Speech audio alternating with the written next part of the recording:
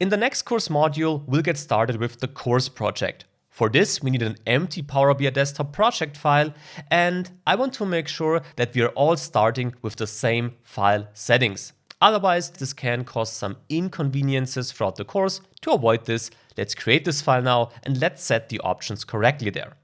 For this, we'll close our current initial project CSV file, and we can of course save the changes. That's fine. And now we will open a new Power BI desktop file by simply opening Power BI desktop again. We can close this pop-up.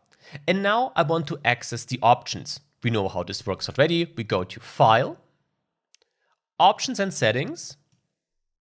And here we go to Options. In here we have two different types of options. We have global options and current file options. Global options are applied to Power BI Desktop in general. This means this applies to all our Power BI Desktop projects we have on our computer. Current file options, as the name indicates, only apply for the currently open project file. And that's very important, because if you start a new project, you have to make sure that the current file options are set according to your needs. And that's also the reason why I want to create this blueprint project file together now, because with this, we can make sure that we are all starting with the same settings. Let's get started with the global options though. Here we only have one important thing actually when it comes to this course project. The regional settings right here.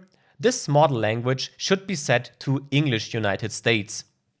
Make sure to do so, as this will have an impact onto the way Power BI interacts with strings, for example. So that's the first setting you should change. This could be set to use application language in your case, therefore make sure to change it to English United States.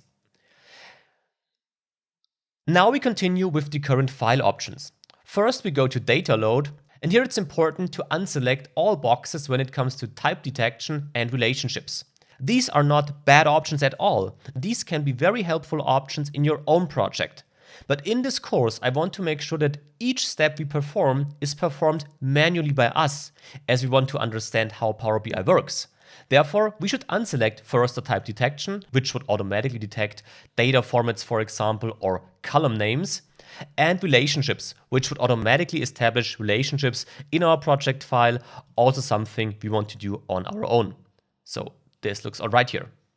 The next option are the regional settings down here. This is the locale. We talked about this in the introduction project already. And the locale is a crucial setting when it comes to formatting and interpreting numbers, dates, and more.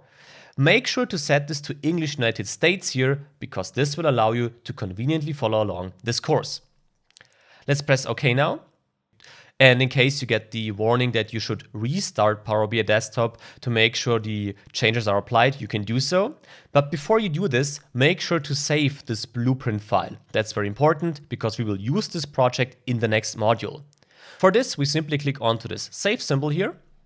Now you navigate to a folder of your choice, and let's maybe call this project blueprint here, and let's save this. Now make sure to close this file, because you might have to restart it to apply all changes. And now let's reopen this file, this project blueprint PBIX file. And here we go.